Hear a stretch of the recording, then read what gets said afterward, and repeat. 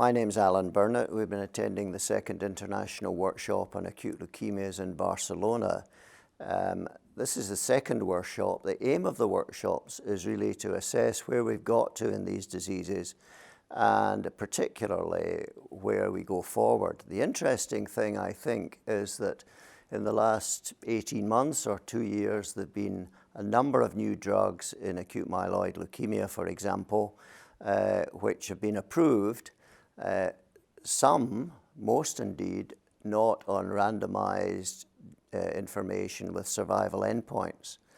So to discuss how the meeting's gone and what highlights have fallen out of it, we have Andrew Wei from Melbourne and Mark Levis from Baltimore, who are going to give us their perspectives on this couple of days. So Andrew, what do you feel the challenges are that have clarified themselves at this meeting?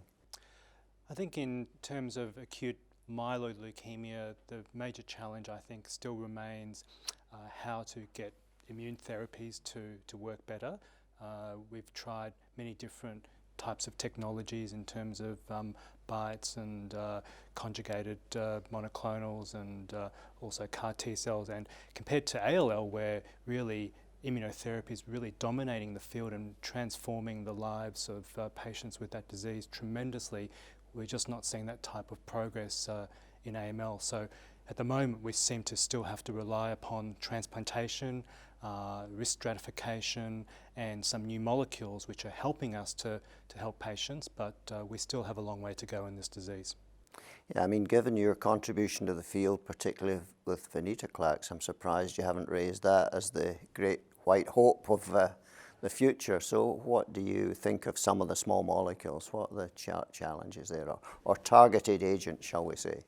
I think they all have a contribution, and we have in particular venetoclax, as you've mentioned, targeting BCL2, FLT3 inhibitors, which Mark's had major input into, and also IDH inhibitors. Now it's a matter of how do we perhaps use these drugs either in sequence or in combination to try and combat the clonal diversity of AML and, I guess, keep up with a disease which keeps adapting to the selective pressure we place against it. Mark, I referred to perhaps the less rigorous criteria for drug approval that seems to be around in the last 2 years, which is fine. I think they must have waited till I retired and then done it. Have you got any comments on that process? I mean, it is a bit of a change, the way the treatments have been assessed in the last little while.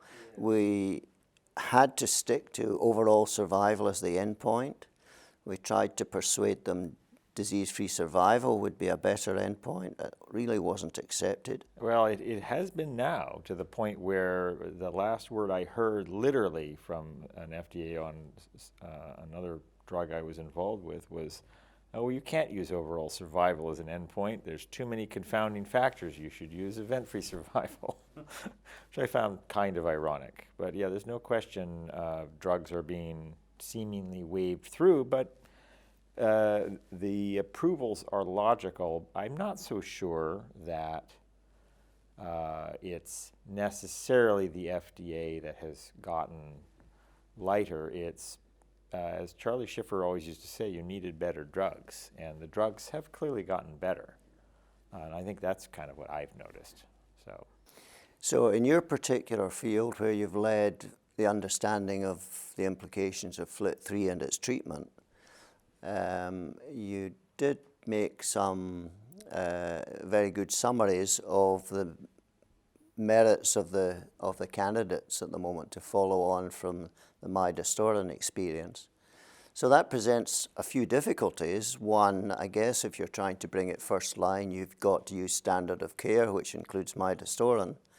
But in terms of the benefits or strengths or weaknesses of the other agents, would you care to comment? Well, as I discussed, I guess, all three, I mean, have strengths and weaknesses. But yes, with the newer agents, they are chemically distinct And you know, I've heard tell, well, we've got one, why do we need a second one? And I just roll my eyes and say, have you treated CML recently? I use all 5 of the drugs approved for that thing, and I'm glad that I've got them. So they are, you know, and frankly, I'll take more. I'll take all I can get. But they are very different. I think I'm excited by the fact that I think we're going to have high-quality trials to tell us how to use these drugs, which ones to use when. And they do make sense. So yes, I think, you know, quizartinib might work best early on, and I think gilteritinib might work best later on. But there's a few more coming down the road. We'll see. I think the key actually is we've probably got FLT3 inhibited. We're going to have to do more. We're going to have to start combining things. You know, we didn't cure AML with daunorubicin. We cured it with daunorubicin. You know, started on the road with Donna plus ERA, and the principle will hold the same, I think, with these targeted agents. And if you know, you've got, do you think there are pharmacological implications in terms of how good these drugs are? I mean, there was this story of interaction with other drugs or azole antifungals, for example, sustaining the inhibitory activity or not, et cetera, the ligand implications, et cetera. How do you see that now? We will still have to be, at the end, we are pharmacists, we are pharmacologists. We use drugs to cure our patients. We don't, you know, we don't pull out a scalpel. And so I think it is imperative that you need to know drug interactions. Just the mere thought that, okay, I'm opening up the blood-brain barrier with these crazy T-cell mediated therapies in ALL, and now I better not be giving the patient imipenem, which in fact I think I've done before. So, okay, and that, so there's a unique pharmacologic feature. I use the trick of an azole to boost up gilteritinib to get a higher level into the central nervous system. Which in fact you can do. On the other hand, when I combined enasidenib and gilteritinib with an azole, I got liver function problems promptly. The drug interactions are all over the place, and you better know about them. So the trend, it seems to me very clearly from the week, is that nobody has got a lot of confidence in just sticking now with monotherapy of the new agents. It's all about combinations. And, you know, how does a trialist work out the best bet for combinations? Is it just how well he gets on with the company involved, or are there any logical combinations that you would vote for? I think when we use the single agent drugs, serial monitoring for resistance mechanisms is really important, because that can be quite helpful in informing us what might be a rational combination approach to go with. And then really we try and back that up with preclinical work, but ultimately the trial is the trial. Then there are candidate drugs which you know, we come through the system that might be useful for specific subsets of disease. And another issue with all of these new drugs is that when these drugs get approved and start moving into the first line setting, all of the years that we've spent risk stratifying AML go out the window, and we have to pretty much do it all again. And also there becomes diversity between risk stratification for countries that have access to these drugs and countries which are behind and take time to get access. And so really it's become a much more complex world in terms of drug availability, drug options, and even drug monitoring. There are, you know, the Europeans are very strong with MRD and multi-parameter gene panels, whereas many other parts of the world are still very much evolving in this area. I think Torsten's point about using artificial and, you know, machine learning is going to be necessary, to be perfectly honest. Our brains aren't going to be able to discern the patterns.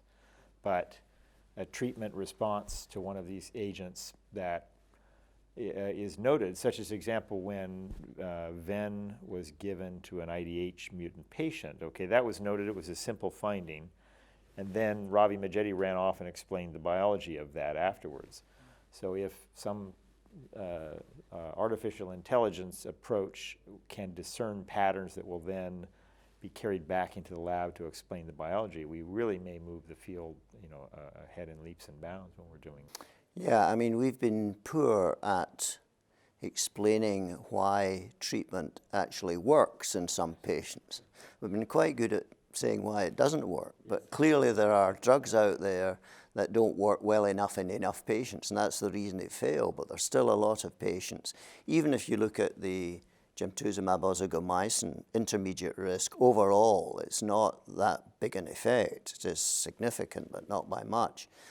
But if you can very quickly identify a population just based on white count, cytogen, you can very quickly get down to a subset where you can show clear benefit.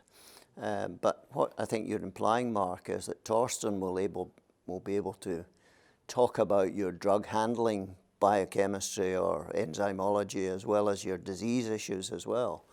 So, and then of course, Japanese patients have different biology in handling the drugs, so they have to have a different approval system, I think.